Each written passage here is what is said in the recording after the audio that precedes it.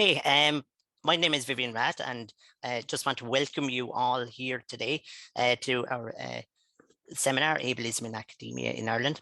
I will be your chair and MC today, and this event has been organised by the Trinity College Dublin Forum for Disabled Staff and Postgraduate Students with the support from the TCD Equality Office. The forum was established by disabled people and is organised by disabled people. And to that end, I would like to thank the casual unpaid staff members that organised this event here today: Dr. Patricia McCarthy, Dr. Sarah Kift-Hope, Jessica Mannion, and of course myself were all involved in organising this forum event. This is the second year we have held a summer seminar, and last year focused on postgraduates. And this event today has come about following the feedback received from our spring survey that showed us that staff with disabilities face many barriers within the institution. When we decided to organise this event, we knew there was an appetite for it, but we never expected there to be such a wave of support. It is evident that disabled people across higher education in Ireland are facing similar barriers. The aim of today is to set the scene, open up that discussion, and hear your experiences. Now, I'd like to say that and to invite our first speaker to open our seminar today. Our new Provost needs little introduction, and I can tell you all that we were deeply honoured that the Provost accepted our invitation to open the forum's event. What many of you here today might not know is that the Provost actually attended and contributed to our first summer seminar last year. And little did I know that 1 year later, I'd be inviting her back as Provost of Trinity College Dublin. And we are so delighted she accepted our invitation. I'd like to now welcome Provost Linda Doyle to open our summer seminar titled Ableism in Academia in Ireland. Provost. Thank you, Vivian. I'm just delighted to be here, and your enthusiasm actually is much the reason I can't say no to you, as you well know. So I think it's really, really interesting that you're having the summer seminar and that it's your second one, and long may this continue. And I do believe it's the first event focusing on ableism in academia in Ireland. And I have to admit, ableism is a word I have never used myself. And that made me wonder how much of an unconscious perpetrator of ableism I might be. And I certainly don't want to be that. So I very much welcome the opportunity to learn from the seminar today. I'm really dying to hear the keynote by Dr. Nicole Brown and to hear the panel and, you know, learn from what's going on. As you know, I'm starting out my 10 years in this role, and I do want us all to make a real difference in the world. And I'm a real believer that you have to live the change you want to create. So from my perspective, there's no point in educating people about how things can be better, or there's no point in doing research around topics of social justice if we don't endeavour to live what we preach. And while I am really thrilled with the progress that has been made in Trinity, the fact that this forum exists, that we have the Ability Co-op and many other initiatives, there's an awful lot we really need to do here to live the world we want and what we want from the world. I'm also a huge believer that we should use our own creativity more. You know, we have a lot of the solutions in our hands, in our heads, and we need to learn from the experts that are here and put them into action. So that's another reason why I think it's really fantastic to be here today and to be here at the outset of my term. I just want to mention one other thing that's kind of maybe slightly left of field, and that's just to bring up the topic of open scholarship. And you might ask, why am I mentioning that? And most people, when they hear the phrase open scholarship or open science, they think about open access journals. But the best thing for me about open scholarship or open science is that what it's really about is fundamentally challenging academia as we know it, challenging the academy. And behind the kind of things that we spend too much time talking about, the open access journals, there's an awful lot of work about who should be included, whose voice can and should be heard, how those voices play leadership roles in academia, a transparency about that, whether it comes to reviewing papers, whether it comes to being leaders, whether it comes to having a say in the academic world. So I have a great interest in how open scholarship challenges academia as we know it. And I think you today are challenging academia as we know it for all fantastic reasons. And I suppose I just mentioned open scholarship, not because I think it's the answer, but I think there is an enormous amount of, I suppose, change on the horizon that we can harness to do things in new and different ways that really allow us, and I'll use the word harness again, harness the talent that we have here, and that talent doesn't disappear at various stages of the career, that you drop out, you don't get to go to college in the first place, you drop out after you you can't be a fully functioning academic, whatever that means. So I love that this forum exists, and I love the topic that you're dealing with today. And maybe just to finally say, so for people who are not from Trinity, the Provost is elected in Trinity, and like all processes, there's positive and advantages and disadvantages. But one of the things that I did notice during the election process, when I got to speak to a very wide range of people, was that hidden disability that you mentioned actually in some of the things that I saw you writing about this, and that people don't always come forward and aren't always able to say, I have a lot to offer here, but I've been stopped in offering that. So what you found through research, I found anecdotally through the conversations that I've been having. So before I fully declare this open, I would just like to thank a few people. So thank you to the Trinity Equality Office and the Office of the Associate Vice Provost for Equality, Diversion and Inclusion. Great work. I'm so proud. Huge thanks to Patricia McCarthy, the Vice Convener of the Forum, and Professor Michael Shevlin. I just love the work you both do, and ensuring access is everyone's business. I think it's amazing. And Vivian, I of course have to give a special word of thanks to you. Not alone can I not say no to anything and I'm sure there will be much we can do. I think as founder of the Trinity Forum for Disabled Staff and Postgraduate Students, I think you've just done amazing work, and I've already learned an enormous amount from your PhD work and the work that you continue doing. So I declare the seminar open, and thanks a million again for inviting me, and I look forward to hearing all you have to say. So thank you. Thank you very much, Provost. I really appreciate that, and your kind words. And of course, our forum is growing all the time, and we have more people here today again who are doing loads to bring this event to people and to open up the discussion. And I just want everyone to note here today that the Provost has kindly agreed to stay on for the entire session today. And to me, it's a real source of pride that you have chosen to do that. And it's a real demonstration of your commitment to this topic. And I know you're going to offer to, you've offered to do the closing reflections as well. And I really appreciate that. And I know it to be well acknowledged here today. So thank you very much. So now, without further ado, I shall move on to our keynote speaker for today. Our keynote, Dr. Nicole Brown. We're very lucky to have Dr. Nicole with us today, and she will help us to set the scene.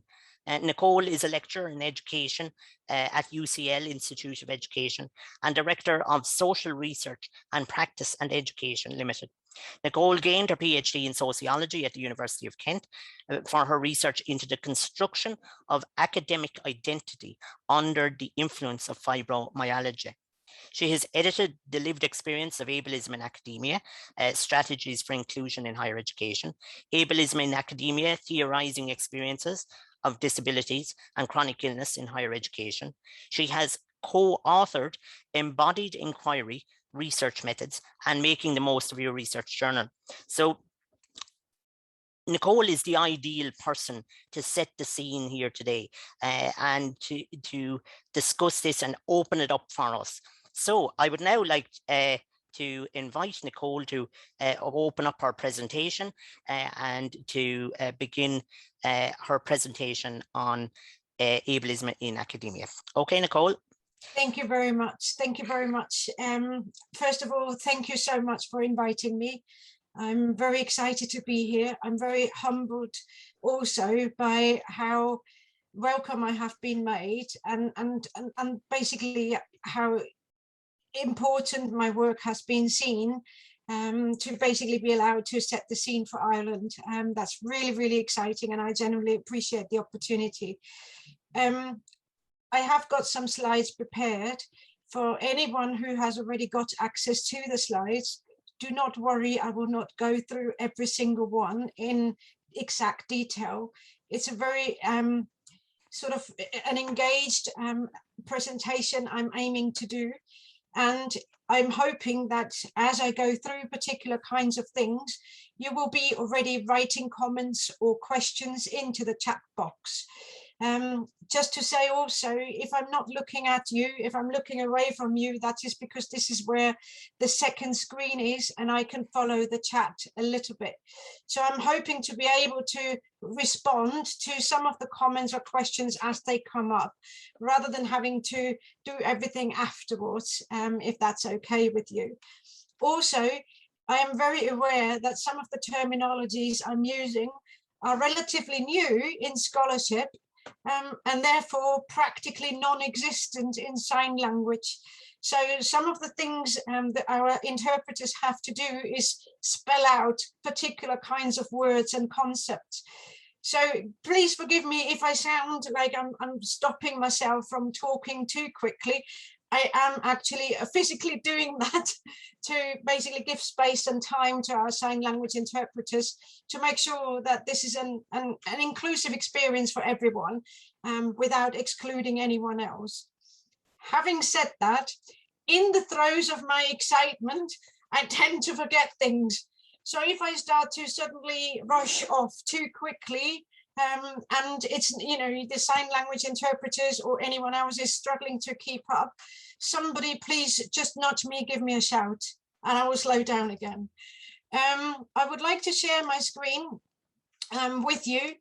And this is basically just, you know, a cover slide, first of all, to show you my Twitter handles, my email address, and a link to my website. These are there for you to use, so please do get in touch with me after today if you're interested in any of aspects of my work.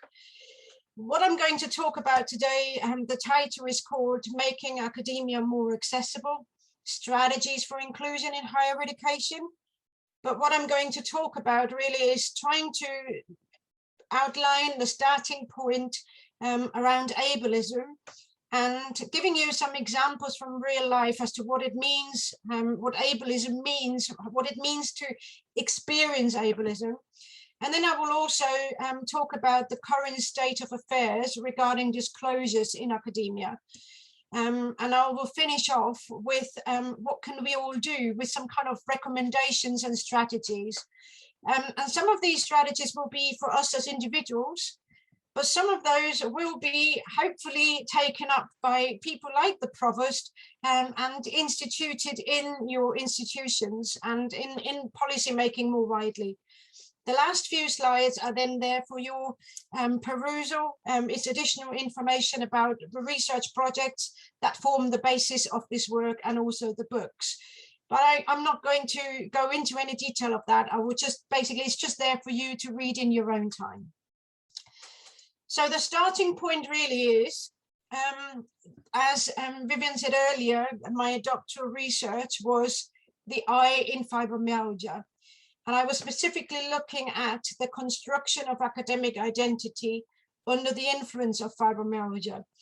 Now, just to let you know, fibromyalgia is very similar to chronic fatigue syndrome, but it's characterized by widespread pain, cognitive dysfunctions, sleep disturbances, psychological disorders. And what we don't really know with fibromyalgia is what comes first, whether it's the pain that comes first or the psychological distress or the sleep apnea, whatever it is. So all of these things basically just play together to become a very debilitating illness. And I was particularly interested in how academics make sense of their experiences as academics if they've got a brain that doesn't always function. The cognitive dysfunctions are very debilitating in the sense that people may experience word retrieval problems or sequencing issues. Now, in everyday life, if you put the toothpaste onto your toothbrush after you have brushed your teeth, that, you know, is something that, well, it's there and it's unfortunate and it's silly, but it doesn't really affect you in your identity. But if that kind of situation of that brain fog sets in, whilst you're giving a presentation, whilst you're teaching, whilst you're doing research data collection, that will obviously affect your academic identity. So this is something that was really the starting point of my work. But very soon it became clear that the issue wasn't so much about fibromyalgia on its own. It was more to do with the academy more widely. And the understanding, and this brings me to the two pictures I've got on the screen at the moment, the understanding that higher education is an ivory tower of people being elitist and being together and being able to do what they're good at. That's the image on the left. Unfortunately, that was not always the reality for the people that I was working with that had been diagnosed with fibromyalgia. For them, the image is more the one on the right. The reality was more one of trying to fight against winds that basically just blow you away, things that carry you in different directions, that you were trying to withstand whatever you had to get through, to basically try and become part of that ivory tower. So it's very difficult for people to navigate that space. Now, if I'm taking a step back and starting to look at what the contemporary higher education looks like, I'm highlighting to you what you all know, but I'm just trying to set the scene here for where ableism then comes in. Under the normal or conventional understanding of higher education as an ivory tower of scholars, the academics are hyper professionals. It's the kind of person that's connected and switched on at all times, incredibly productive, constantly engaging in visible and unseen work, and constantly going above and beyond what's minimum required as a minimum. So the academic is somebody that's not just capable, but over capable, super capable. That is obviously exacerbated by the discourses of perfectionism, productivity, and excellence that are going through our academic landscape. So, for example, obviously, we have got the research excellence framework, we've got teaching excellence framework, we've got knowledge exchange, research impact discourses. All of those things add an additional layer of complexity, of productivity and excellence onto the individuals. Under that, I would then also have to say that this basically means that the individual feels that they have to contribute to that productivity and excellence. And what is always laid out in academic work is that it's a privilege to be as autonomous and flexible as we are in higher education. However, as my research has shown, privilege, autonomy, and flexibility really are false friends. Because what they mean is that we feel under inherent pressure of being those hyper professionals and actually push ourselves further to the limits than we would under normal circumstances. In addition to that, we've also got the current situation of precarious contracts and job insecurities. So in 2017-18, for example, 1/3 of the academic workforce in the UK was not on a full-time open-ended contract. 1/3. Obviously that, yes, on the reverse, it means 2/3 were, but that 1/3 tends to be the younger generation, the people that are already marginalized. They're finding it more difficult to find foothold in the academy. So women, people from Black and Asian minority backgrounds, disabled, chronically ill, neurodiverse academics. So the kind of precarious contracts and job insecurity add on to that element of needing to do more because you're competing in an incredibly competitive environment. Now, where does this go in terms of the ableism in academia? So the problem there is that there is this discrepancy between expectations and reality. Like I've said, all of us expect to be fully functional, able-bodied in that ivory tower. The reality is that that's not the case. We've just seen it. There is incredibly high competition for precarious jobs. And that discrepancy basically means that we're starting to struggle to see how we fit. That's something that I have found in my fibromyalgia research. The next thing was what I called internalized ableism, and I'll come back to that. But it's basically that own standard that is not being met. Let's just let that term sit there for a little while. I'll come back to it. And the final stage then is the problem is that there is, because of the lack of awareness of what it feels like to be disabled, that causes unintentional hurt. And this brings me back to what the Provost said in her opening words, which I'm really, really grateful about, where she said she doesn't really know much about ableism, so she doesn't know whether she's potentially hurting other people and potentially being ableist in environments when she doesn't want to be. And that's absolutely the case. But the fact that we're talking about this is obviously a very, very good starting point, because the more we talk about it, the more we become aware of it, the more we are actually able to combat that experience. So what then is ableism as a term? Now, as always with terminology, things change and move as they go through different kinds of series of scholarships. But the basic sort of development was in the 60s and 70s in the UK and US, where it was to do with prejudices and discrimination that the disability community faced. Later on, that definition was kind of revised a little bit, and it became an umbrella term for all sorts of experiences of isms, whether that be racism, sexism. It's all sorts of kinds of different elements of isms. How it's almost, like most clearly defined is that it's a network of beliefs, of processes and practices that produces a particular kind of self and body. So basically, we have got a particular network of beliefs that think we have to have a particular kind of body, a particular kind of mind. And anything that diverges from that is then obviously not quite perfect, and therefore a disability and a diminished state of a human being.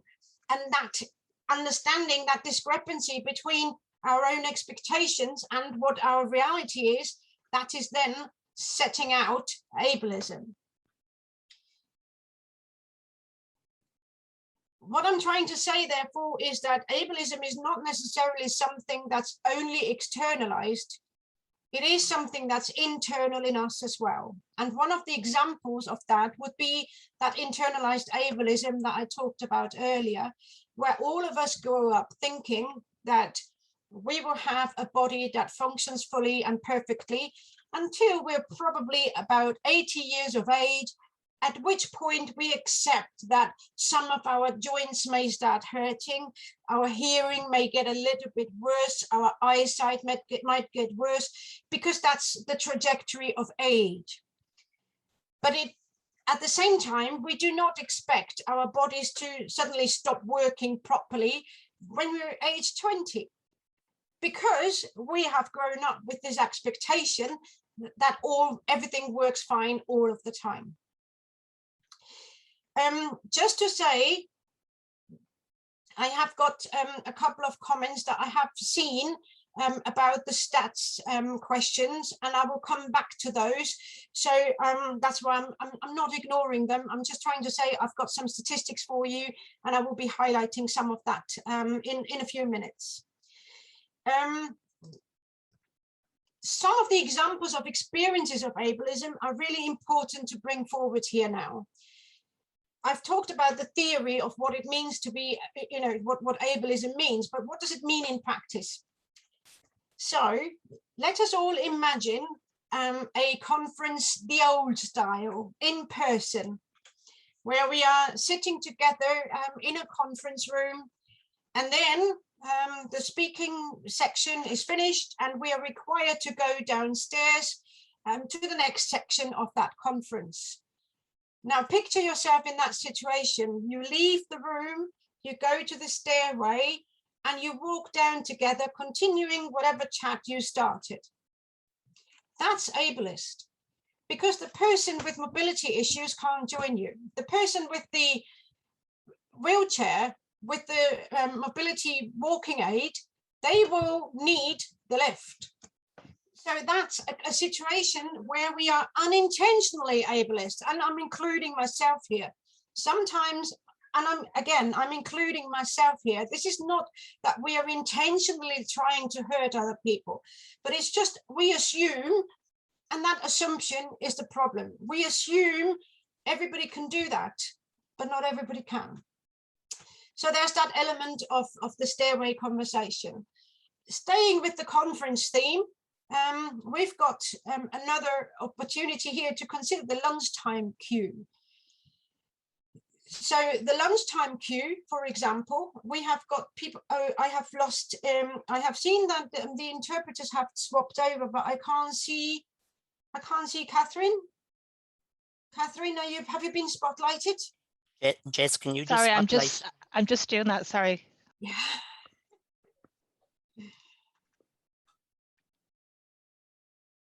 Perfect, thank you. Sorry, I'm just getting there. I just can't see her. Sorry now. That's fine, that's fine. Sorry, so going back after the stairway conversations at the conferences, we're now talking about the conferences and the lunch queue. Now, again, picture yourself going to that lunchtime queue where you have got a plate in the one hand, a glass of wine in the other, and already you're struggling with your cutlery or trying to put food on the plate because you've only got two hands. But now imagine that same lunchtime queue where you also have to navigate a Zimmer frame or a wheelchair. The wheelchair sounds like it's practical because at least you can put the plate on your lap. In reality, it's not great at all, because what it means is that you are so low down that your buffet is probably up there somewhere. So again, this is an ableist environment. The other thing is also the interpreter is not here because you can't hear me. The interpreters are here because I don't do sign. If I was able to say all of these things myself, they wouldn't need to be here. They wouldn't have the job. So the fact that we are saying I'm only booking an interpreter when someone else needs it, that is ableist. That's the kind of thinking that we're trying to get away from. Another sort of more impactful element then is the career progression, and that moves into grant applications and publications. If we are going through all of those things with the conferences, why do you think people do not attend conferences when they are disabled? Because it's just too difficult to do. The consequence of that, though, is that they can't demonstrate international or national reach because they're not presenting at conferences. Therefore, that will have an impact on their career progression. It will have an impact on being accepted for grant applications. All of those things are then obviously trying to move together. The next thing that I would like to point out here is now what it means to be kind of disabled, ill and or neurodivergent. There are issues around that because there are definitional issues. There are obviously kind of different ways of how we define disability. So for example, whether it's a personal definition, a medical definition, or a legal definition. At the same time, there are differences between disabilities, illnesses, and neurodivergencies, but at the same time, experiences are very, very similar. This brings us to the kind of point that disclosure is as much a personal commitment as it is a public statement. So for example, going back to this idea of the person who's disabled, if you are disclosing and you have to basically look forward towards the disabled person, like trying to progress in your career, what often happens is that you are suddenly that advocate for something. A lot of the universities nowadays require equality and diversity and inclusion statements and panels that demonstrate that they are compliant with diversity issues. So in my own institution, I'm always on interview panels because I tick the box of being female and disabled. That's very convenient. But that means that there are additional pressures on particular kinds of people trying to actually carry that workload, trying to carry that load of being disabled. If we're going back to considering careers, adjustments are not always helpful. That's because adjustments are there for, in many ways, universities to be able to demonstrate that they have done something. But often on the receiving end, there are processes that people have to go through to fill in different kinds of paperwork that make it incredibly difficult to actually access that adjustment. So on the paper, adjustments look like they are the way to go. In reality, as long as I don't have somebody with me to help me fill in the 15-page document, more likely is I'm going to ignore my needs. And that truly is the situation. This is where we're coming to the status quo of higher education and disability in higher education. This is a statement from one of the people in my many research projects. And I've just picked that one out because it succinctly summarizes the issues. Invisible disability in the academy is exhausting. Peers and work conditions constantly overlook my needs. They have difficulty grasping fluctuations. And often it's easier to just shrug off my needs. Now, this is unfortunate, but that's exactly how people experience disabilities in higher education and ableism in higher education. Just to say one more time, when I'm talking about disabilities, I'm talking about visible, invisible disabilities, but I'm also including chronic illness and neurodivergence. Not because I want to lump everything into one pot, but because I acknowledge that neurodivergent people or people with chronic illnesses may not necessarily define themselves as disabled and therefore may feel excluded from some of those discourses that are going on. Now, coming to the kind of questions that we've got earlier around the statistics, this is what happens now at the moment in academia. And as you will see, there are some more sort of information here about whether this is faculty, teaching staff, or professional services staff, sorry. So you've got all of those information, or all of that information here, but I'm just highlighting some of the key points. 3.9% of UK higher education staff disclosed a health condition or an impairment in 2012-2013. But at the time, 16% of working age adults and 13% of undergraduate students were known to have a disability. There is a massive issue here. We have got statistics that demonstrate a huge gap between working age adults in general, undergraduate students, and higher education staff. Now, as you can see, in the UK higher education in 2017-18, we've had some shift and more people have been feeling able to disclose their conditions. So we do have a shift towards more openness around disability disclosure. The overall disclosure rates, however, were lower among academic staff than amongst professional services and support staff. If we're looking at the statistics, we have 3.2% of research-only academics that are disclosing a disability. By contrast, we have got 14.4% of disclosures amongst undergraduate students. So again, we have to ask ourselves what's happening here. I will give you a few more statistics and then I will highlight what these figures actually mean. For example, when we're talking about prevalences of some needs, color blindness may not sound like a big deal in the grand scheme of things, but I will come to that as well.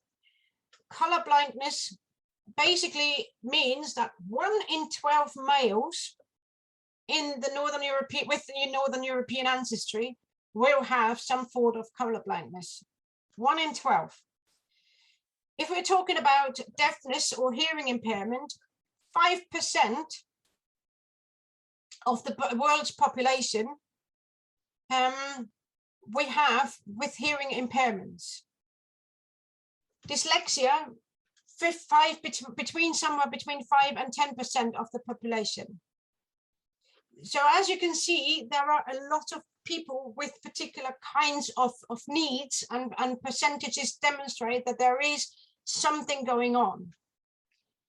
If we're looking at the disclosure rates and what they mean, we can see noticeable differences at transition points.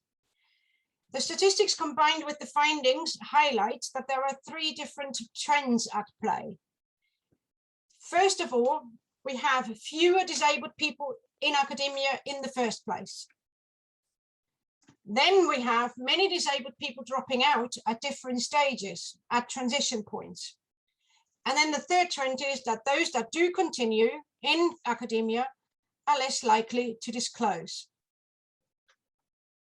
So we've got 3 different issues that are at play and that we have to combat or deal with. If we're looking at disclosure, there is something that is identified as a cost-benefit analysis. So basically, for somebody to be able to disclose their conditions and their needs, we have individuals trying to think about it. Well, what am I gaining and what am I losing if I'm disclosing my conditions or my disability or my neurodivergence? What happens is at undergraduate level, students often get additional support with, for example, software or hardware or programs, whatever it is. They sometimes get extra time to complete their tasks. Academics staff do not. So if we're looking at it from this particular case, it basically means that for undergraduate students, in a way, it pays to disclose their conditions, whereas for staff, it does not.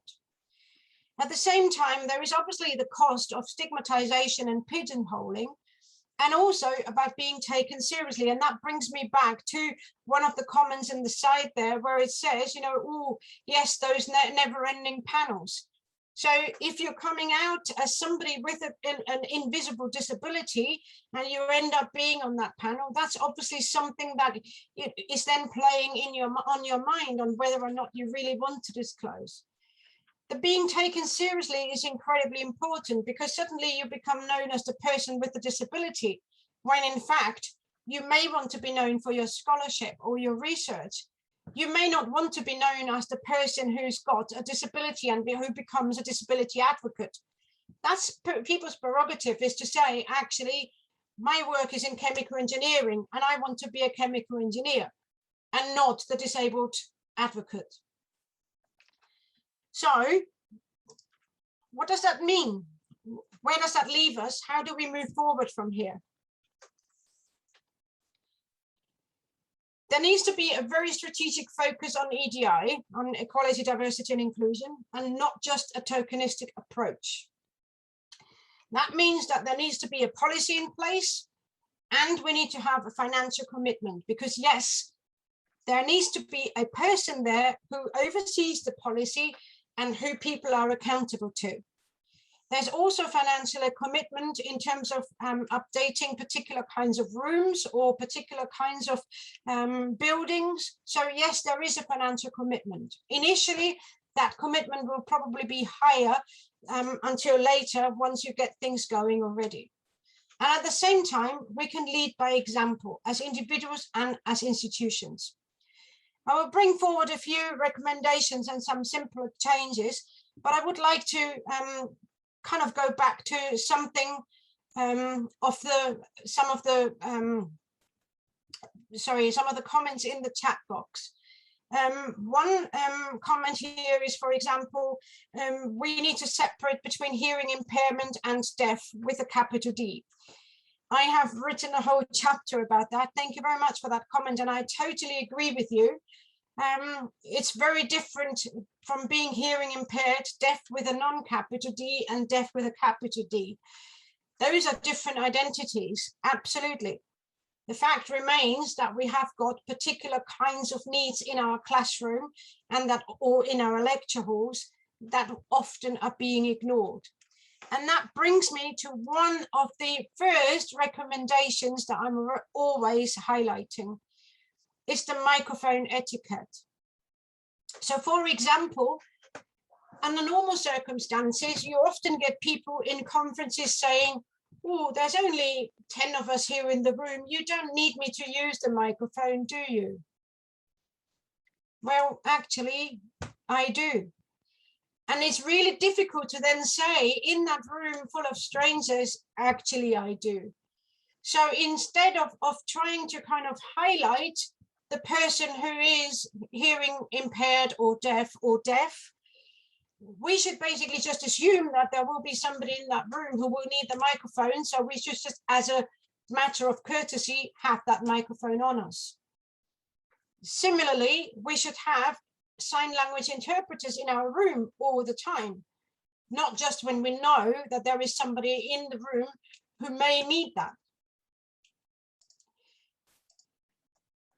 There's another sort of element here that I have been picking up is there is a discrepancy in safety of disclosure for staff. And I'm really grateful for that comment as well. So thank you very much for that. What there's also is not just the safety of disclosure, it also depends on what you are disclosing. Now, please do not get this in the wrong sort of, do not misunderstand what I'm trying to say. I'm not trying to belittle anybody's experience. I'm not trying to make things unbearable for particular kinds of people, but it is easier to disclose cancer than to disclose schizophrenia, for example. That is to do with how the conditions are perceived. It is easier to say you've got cancer and you receive treatment. And as you actually will hear in the media, the discourses will be one of virtues. You are battling that fight and you are a strong person overcoming those issues. If you are somebody who who's been diagnosed with schizophrenia, for example, suddenly you're just a mad person, somebody who's weird, who's odd, who's off. I'm not trying to perpetuate that discourse, but that is what individuals are trying to combat as well. This is where people are trying to have to overcome their personal as well as their societal experiences. So I would like to kind of go back a little bit on the simple changes that I would like to highlight. Things like avoiding black writing on white background or some color combinations will be very helpful for those who are dyslexic or colorblind. Allowing gadgets, because sometimes the gadgets are there to help us. Making materials available in different formats. Another basically way is to just really try and allow time for people and basically trying to listen to people. Show empathy and understanding and develop your own awareness, our own awareness. Really what we're trying to get towards is a universal design for learning, a universal design for being, so that we don't have to create accommodations for particular kinds of people because we are so inclusive in our practices that everything's already in place. Now, I would like to stop there and basically just leave you with a couple of questions to think about, to ponder, and also to kind of try and come back with some of the comments. How many disabled, chronically ill and neurodivergent colleagues do you have? What are their needs? And what can you do to support them? Thank you very much. Nicole, thank you very much for that really informative presentation. And I think you have done exactly what we wanted you to do here today, was to set the scene and explain to people what ableism is, of course, but also how it affects people, disabled people in the academic community. Now, I'm conscious of time, and I think you've probably answered most of people's questions as you went, which was pretty impressive. So well done on that, and thank you very much. What I'd suggest, Nicole, if you're happy with it, we might have our panel discussion and include you in that panel discussion. Would you be happy with that? And if people want to continue to put their questions in the chat box for Nicole, and during the panel discussion, we will ask Nicole some of those questions as well. So can I now ask our panel, who is made up of, and I'll ask Jess to spotlight them now. Dr. Patricia McCarthy, who is the Vice Convener of the TCD Forum for Disabled Students, or Disabled Staff and Postgraduate Students. Our second speaker is Dr. Deirdre O'Connor. And of course, our forum has developed many links with colleges both in Ireland and internationally, including Cranfield and some other colleges. We have supported those groups to become established. No, we've been connected with them and shared our experiences, I should have said. But many of them are here today with us. Yeah, and in the spirit of collaboration, we have Deirdre here today, who has been invited from University College Dublin, where she is the chair of the Staff Disability Committee. We have Dr. Sarah Hope Gift, who I always, Sarah, if I get that right, and I don't see you spotlighted just yet. But anyhow, Sarah is a member of our forum and the first graduate students union postgraduate disability officer here in Trinity College Dublin. So is Sarah on there? Sarah? I can't seem to find Sarah. Sorry, I've left a message to see. I'm here. I don't seem to be spotlighted, but I'm here. Sorry, now just bear with me. Okay, so whilst I'm asking the question, I'll ask Patricia, of course, first. Okay, so our first question, that having heard Nicole's presentation today, and as a disabled academic, can you tell me a little about your experience of ableism whilst working in higher education in Ireland? Yes, Viv, I can. And I have to say it was great to hear Nicole's presentation there, and a lot of it resonated with me. And I suppose I'm just going to spotlight or highlight a couple of points, really. I suppose, and I want to set out by saying, we all appreciate that generally people don't set out to be ableist in nature, but it often happens. And for myself, it regularly happens. And I suppose people have been making the distinction between visible and invisible disabilities here today. But I'm not even going to go there, because I think that's saying that somebody's experience of ableism is more significant because they have a visible disability or an invisible disability.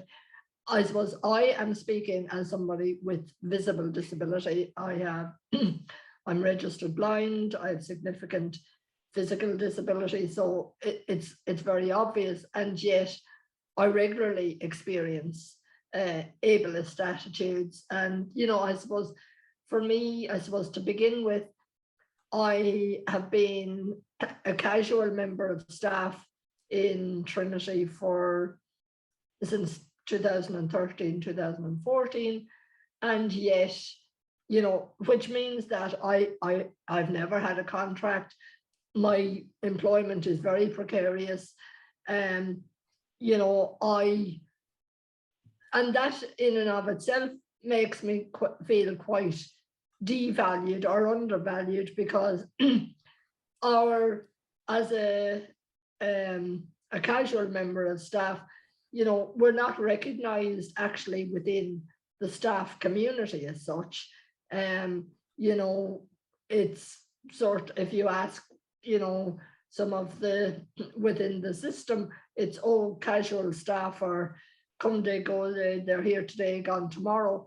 And yet a lot of people with disability, you know, because they can't get part-time contracts or whatever within academia, their only option is to go for casual status, which really isn't appreciated in many areas. Also for myself, I suppose, as I said, I am registered blind, and you know, I can go to meetings, for example, or go to any event, and you know, within the college community where people know me, and yet, you know, and particularly when I, you know, go to meetings and suddenly, you know, there's information being shared in a visual manner, and it's suddenly, you know, how am I supposed to access it? I haven't been given it in advance. And again, you know, I have disclosed my disability. I can't really not disclose it. I suppose it's quite, you know, obvious. And yet I've disclosed, and yet my needs are not often met. You know, we don't, and, you know, constantly having to request to have your needs met in particular ways, it can, you know, I begin to internalize my own disability and think, oh God, I can't do that. And it's because, you know, it really is because the system hasn't taken account of it and hasn't accommodated my needs.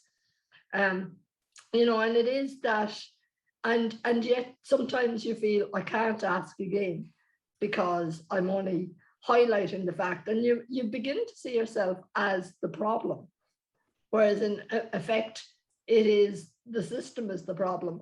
And I suppose the last point I'm going to make is that, you know, we're here today and we're talking a lot about diversity, and yet, you know, disability is part of that diversity agenda, and yet we are regularly excluded from that diversity debate.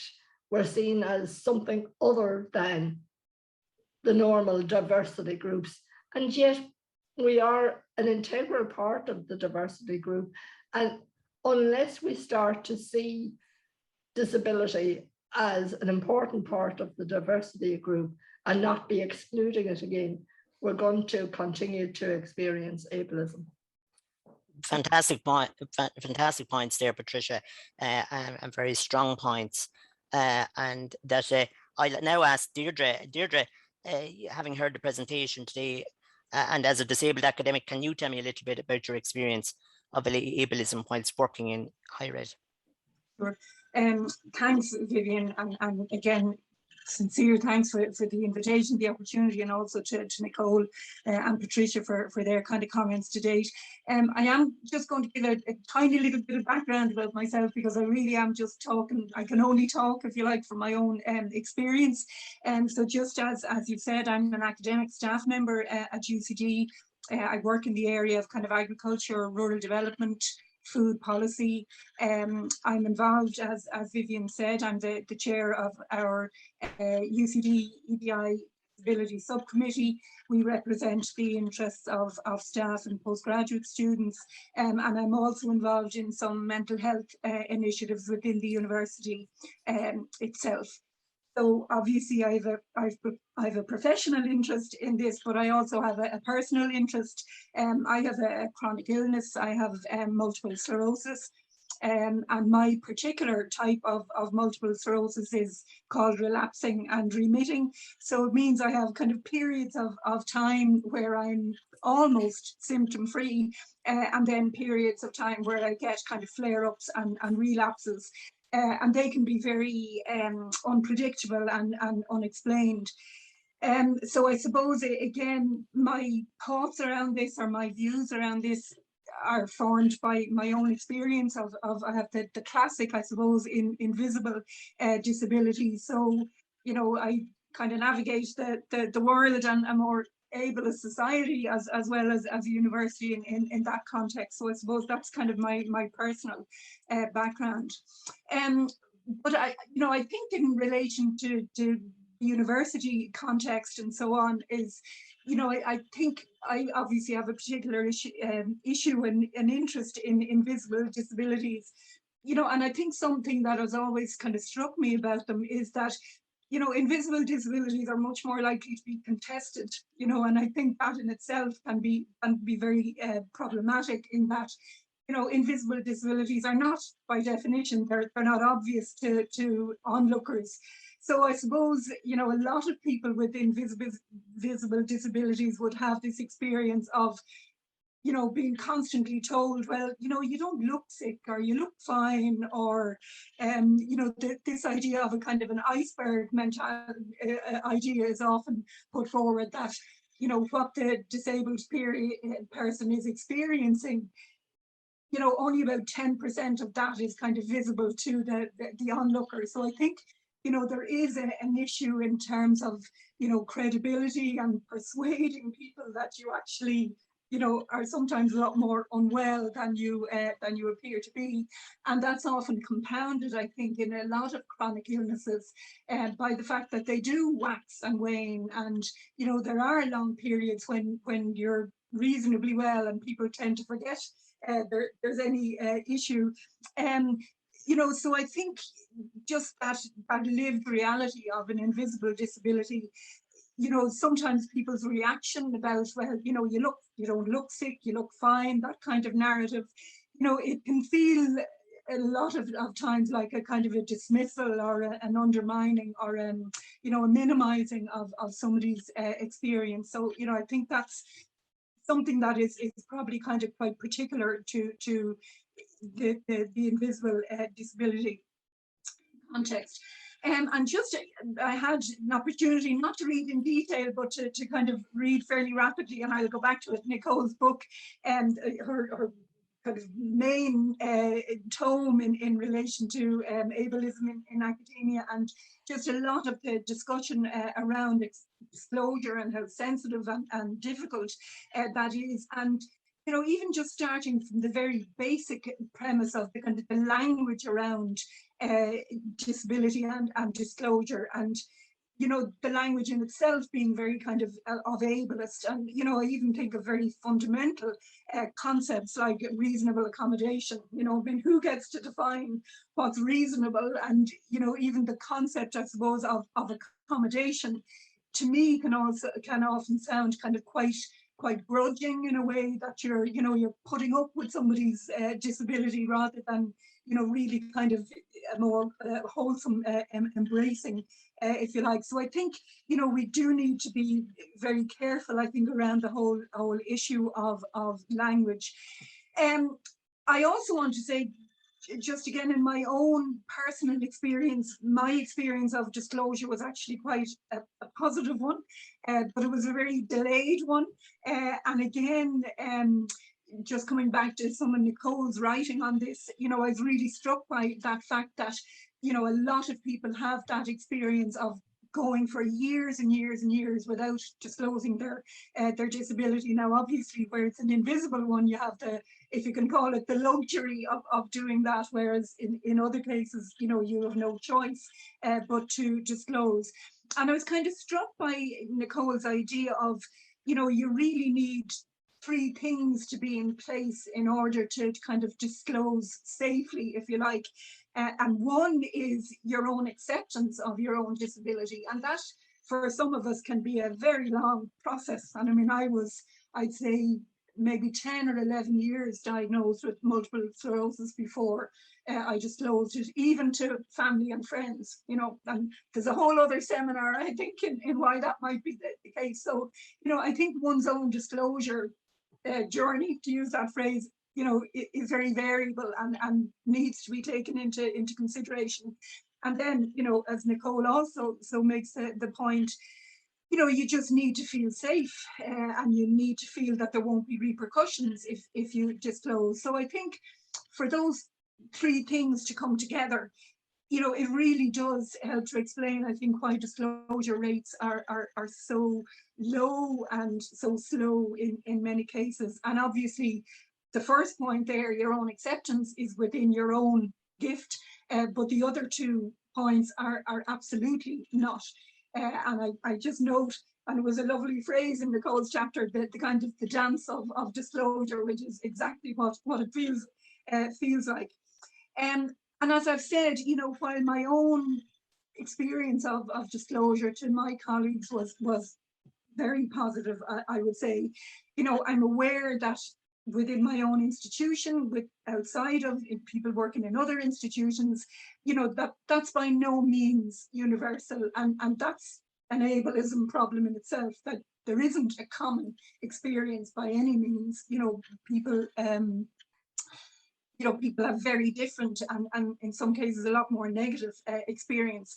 You know, and again, I think one of Nicole's respondees talks about, you know, nobody functions well in chaos, you know, so the idea of just having some kind of certainty, some kind of clarity, some kind of a clear pathway or signposting towards the process of disclosure, and a kind of a sense that you will be greeted with empathy and understanding, and that there won't be repercussions.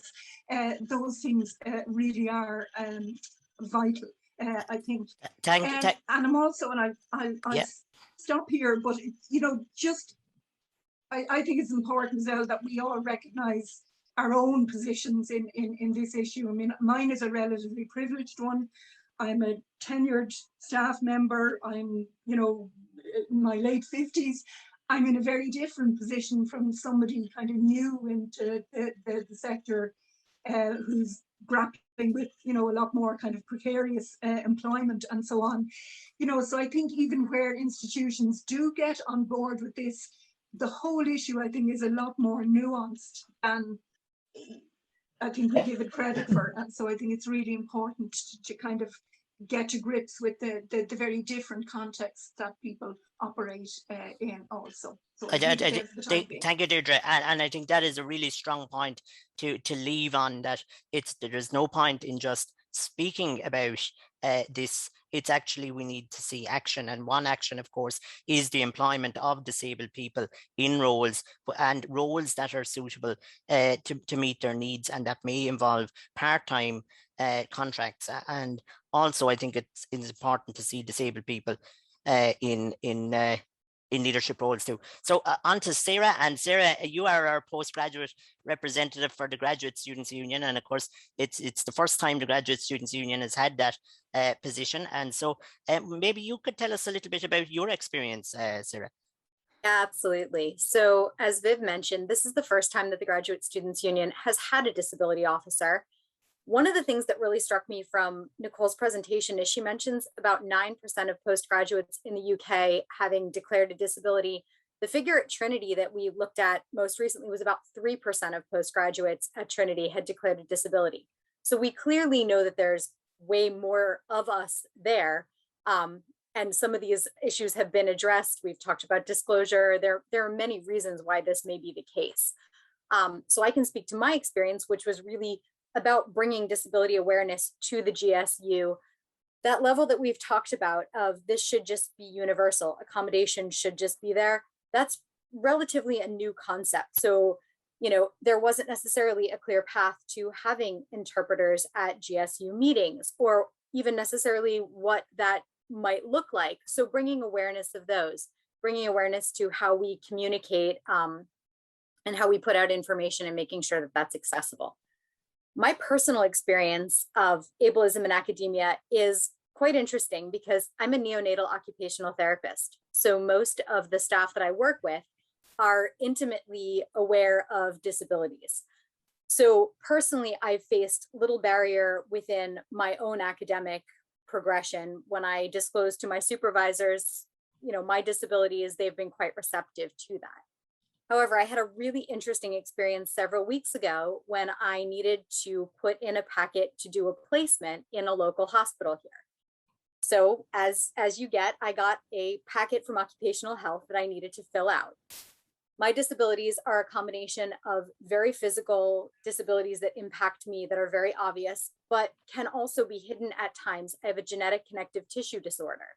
So when I start writing about things like recent surgeries and accommodations that I might need, on paper, I have a lot of disabilities. So instead of just rubber stamping me and allowing me to come in for placement, I had to go in and do an in-person assessment with the occupational health doctor. And the entire assessment was justifying why I could do the job that I've said I can do.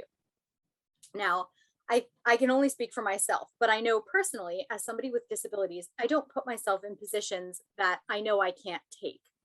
I know what my abilities are very, very well, and I know what I need to modify. So I wouldn't have put myself in a position of applying for a job or a role that I was unable to do. Yet I spent the entire about a half an hour session with this doctor justifying repeatedly how I was able to do this position. I need minor accommodations to be able to do it. I know what those accommodations are. And in the end, it was agreed that there would be no barrier for me doing this. But that was just a huge example of ableism. And one of the ways that I felt it could have been easily changed was, instead of going in and having to be defensive, having to explain why I could do what I've said I could do, it would have been a different conversation if she had said, so how do I support you to do this? How can I help you to fulfill this role that's important to your degree process in your career? So just that conversation and about how we can start spinning these conversations, I think, is a really important thing at the postgraduate level and in general. Sarah, thank you very much, and you've been a great advocate in the GSU there, and it's fantastic to have that position. I'm just going to ask one more question now, and then I'm going to ask Nicole maybe to come in and make a comment, but very briefly, and I'm sorry, but we're a little bit tight on time, but could I just ask you both, all three, Patricia, Deirdre and Sarah, just to give me three ways that are three things that need to be done to ensure disabled people have equal opportunities in the academic workplace. So very briefly, three ways that we can ensure that disabled people have equal opportunities in the academic workplace. I'll start with you, Patricia. Well, thanks, Viv. I suppose to start with, we need to be at the table. We need to be part of the discussions, and until we are part of it, we're not going to be provided with equal opportunities. I think we need to look at employment contracts and see how we can enable people with disabilities to contribute in a meaningful way, that they feel they are contributing and that their work is being valued. And I suppose it is that we all take action at this point. And, you know, that involves people with disability and the academic community as a whole. 3 points? Yeah, That's one side there. Okay, sorry, my screen lost there. That was very good, Patricia. Well done. And so if I could ask Sarah there now, and then I'll move to Deirdre. Absolutely. So interestingly, Katrina just made my first point in the chat, but more support for postgraduate students. So this understanding that our needs are not the same as undergraduates. Trinity is working really hard to differentiate these needs and make the supports that are unique to postgraduates available. So continuing to push forward on that agenda and really make postgraduates aware that these supports are available and expand the supports that are available. Support from managers and supervisors. So that top-down support, that just start that inclusive conversation of how do I support you? Not what are the barriers, but how can I help you to achieve what your goals are? And then the big thing, this was mentioned a little bit in Nicole's presentation, but funding specifically for postgraduate students with disabilities. Often we face different challenges as far as maybe timelines for grants or needing to work part-time, needing different accessibility standards. So really having funding that works for postgraduates with disabilities, I think is a huge area that we could really expand and push forward and be leaders in. Super. Thank you very much, Sarah. Very, very important points, I think, and very helpful. Deirdre, maybe could you give us some ideas? I suppose the first thing I'd say, I think awareness raising is very important, but I often fear it becomes a kind of an end in itself. So I think, moving from awareness raising, which has to be done, to really, much more action oriented stuff and allyship, building alliances, I think is really important. And on that, I actually think certainly in UCD, we can learn a huge amount from the student community, because there's really, I think, quite good kind of architecture and infrastructure in a lot of kind of student bodies which supports students with disabilities. And we don't have anything like the same kind of clarity or signposting or, understanding of how we navigate the system, if you like. So I think, we can learn a lot from kind of forging alliances with like-minded groups within and outside our institutions.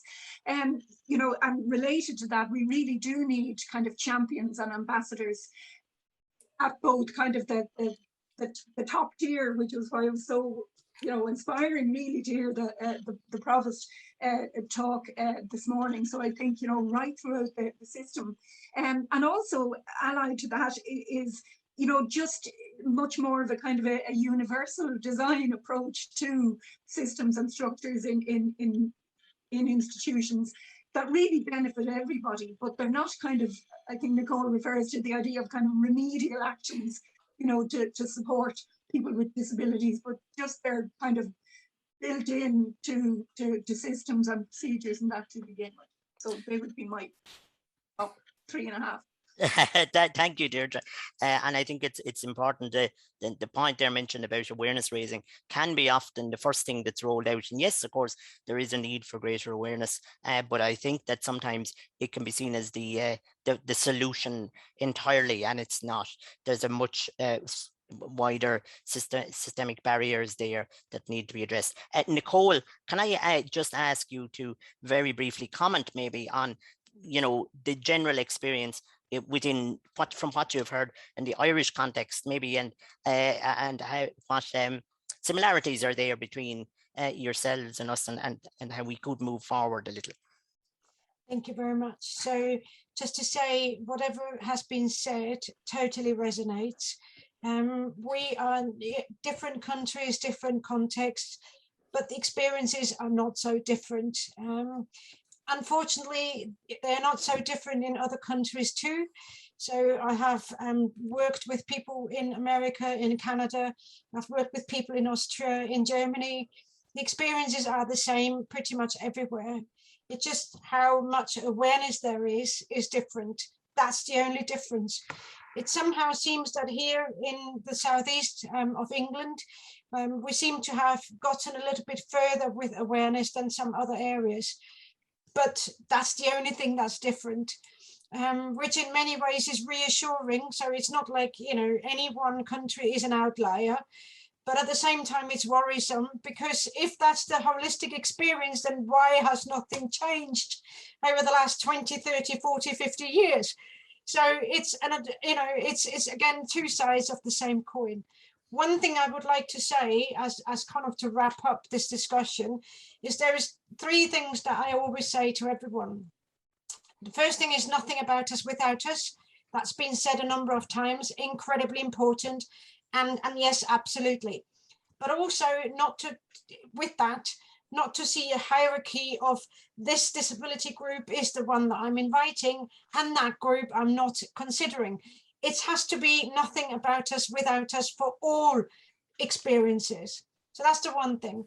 The other thing is change happens, but it happens very slowly, and we've got to accept that too. I'm not the most patient person, believe you me, but at the same time, there is this joke, how do you eat an elephant bit by bit? And that's the same thing here. So if we're all chipping away at the structures from bottom up, and we're chipping away at the structures from top down, again, this is the plight to your provost as well. If we're able to kind of constantly chip away, awareness and change will happen. Yes, it may not be as quickly as we wanted, but it will happen. So that's the second thing I always say to everyone. And the final thing, we're trying to have to move away. We were talking about universal design. We have to move away from this, you know, trying to do something special for other people. But at the same time, we need to listen to what is needed. And for that, I always recommend the phrase, how can I help? So most of the time, when anyone has a meeting with me, I start by saying, how can I help? It's not, you know, this is what we do, and this is, because this is making me needing to listen to whoever is opposite me. By asking them, by starting the meeting, how can I help? I basically offer up the opportunity to say, for the other person to say, I need X, Y, Z. If I say, okay, we're having this meeting, we're discussing this topic, I'm setting the agenda. But by actually starting the conversation with, how can I help? It's a lot more opening up that space and allowing that nothing about us without us to come into the practice. So let's just all try and talk to each other in that way, to kind of listen to each other and embed that. And that will bring about the change everywhere. And just to say, I know exactly where you are in terms of your experiences with disclosure, etc., etc. Unfortunately, it's not unique to Ireland. It just means that you now have the opportunity to shape the conversation. And that's a great place to be in. Thank you very much, Nicole. Those are really inspiring and powerful words. And I think that care and empathy and understanding are critical to all of this as well. So I think now we're going to, I just don't see, oh, I see the sign language interpreter there. Jess, I think you might want to spotlight Lisa, I think, is that right? So what I was just going to say, we're now going to move on to our breakout session part of the seminar today. I would like to thank our panelists who are absolutely brilliant and really gave us an insight into what it's like to be a disabled academic in higher education in Ireland today. We will going to move to our breakout sessions. We have 3 questions for the breakout sessions. I am now going to pass over to the Provost, Linda Doyle, to offer some closing reflections and to bring this event seminar to a close. Provost Linda Doyle. Thanks, Vivian. So first of all, just thank you to everyone. I mean, I can't believe the amount of information that has been in this short space of time, not just in the talks, but in the chat. The chat is full. I hope the chat gets saved, Vivian, because it's full of absolutely fantastic insights.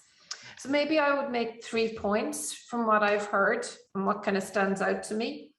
So the first thing I would say, that what really stands out to me is that awareness is not an end point, but it is really, really important. And I would reflect back on myself in thinking about that. So I would consider myself a good communicator, but I've realized in this last hour or so that I am a good communicator for certain circumstances. You know, I design slides, I present things in a particular way, I have a particular aesthetic that I use, a particular way of speaking, but that is not targeted at everybody. So I think awareness is really, really helpful in making you think through what you do and what's needed. And the thing that struck me as well, I don't know whether people are familiar with this, but many companies over COVID have talked about the drop into IP, in the development of IP, and they put that down to the fact that people aren't physically bumping into each other at the water cooler and kind of exchanging these ideas. And when Nicole was speaking about the stairway conversations and how they're not open to people, it really made me realize how that conversation is couched and that, you know, reduction in IP and reduction in kind of creative ideas is completely couched from that ableist point of view. And so awareness is so important. The second comment and reflection I would make is, you know, and this is maybe a really obvious thing, is systematic means systematic. And we do have a hugely systematic problem. And I was minded of, I don't know whether people followed the issue with the swimming cap being banned for the black afro hair in the Olympics. And to me, why I was very interested in that, it was a tiny thing in a huge system that was not allowed because the system was designed for others. And it brought home to me that there are all these tiny cogs that we really, really need to kind of focus on. Some of the really big cogs have also been pointed out in the system. I am very interested in dealing with precarious labor. I am very interested in dealing with the systematic issues around support for staff not being in existence. But I'm also fully aware that you need that awareness to drive a true and deep understanding of the cogs in the system and how that system needs to be changed. And then the third point and final point I'll make, and I'm going to take the words right out of Nicole's mouth. She was really inspiring. And I can say, how can we help? And I think I would like things to be different in the future. There are two people on this call today. Lorraine Leeson will be is an incoming Associate Vice Provost for EDI. And I think I saw Siobhan O'Brien Green's name somewhere along the line who'll be working in that office. But if we want to change the system, what I hear here is a mix of the practical ideas, which I really think would be brilliant to gather, to understand what ones are low-hanging fruit, and to understand ones that need more investment. And I completely and utterly accept the point I think Robbie made earlier about prioritization and what money gets spent on and how we have to look at that for ourselves. And I completely accept the point when we talk about how can we help, that nothing about us without us phrase comes to mind as well, because in figuring out how we can help, the voices that are here are the voices that have the fantastic practical ideas. So I would end by saying, I've also realized the complexity, and what helps in one case, you know, sometimes doesn't help for others. And I think the complexity is not something we should be afraid of. Academic life, if about nothing else, is about embracing complexity, nuance, a variety of identities, being able to understand the grey and not everything being black and white. So we should be able to use our collective creativity to take the system and make it better, and drive the awareness that's needed to actually, I suppose, affect the change. So I thank you from the bottom of my heart from everything that I've learned here. And I look forward to not just having panels, but actually taking action and getting things to change. And you guys holding my feet to the fire on that. So thank you very much. Thank you, Provost, and we'll certainly take you up on that offer to keep your feet on the fire. And we have a great group involved there in the forum for disabled staff and postgraduate students, of people who are really interested in doing this. So on that note, and I don't think I could do any better than the Provost here today, I'm say that thank you all, and I hope to see you all again soon. All right, and that's it for today.